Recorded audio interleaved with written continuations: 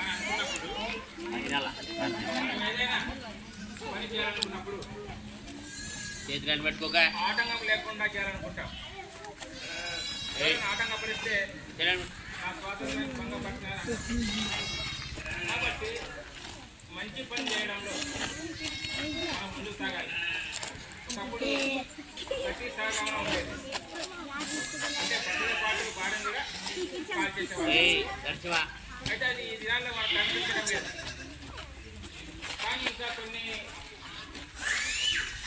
సంఘానికి బాధ కలిగించే విషయాలు ఉన్నాయి, అవి తీసేసుకోవాలి. అవి అంతటా కావచ్చు, లేకపోతే ఇంకోటి కావచ్చు. అయితే మనమందరం మానవులు మనం గ్రహించి మానవత్వంతో మనం మెలిగిన మాట్లాడదు నిజమైన స్వాతంత్రం మనకు లభిస్తుంది. కాబట్టి పిల్లలకు ఇక్కడ ఉన్నటువంటి వారికి చెప్పి నిలబడి ఏంటంటే మానవత్వం అనేది చాలా ముఖ్యం. మనం నేర్చుకోవాల్సింది ఏంటంటే మానవత్వంతో మనమందరం మెలుగుదాం.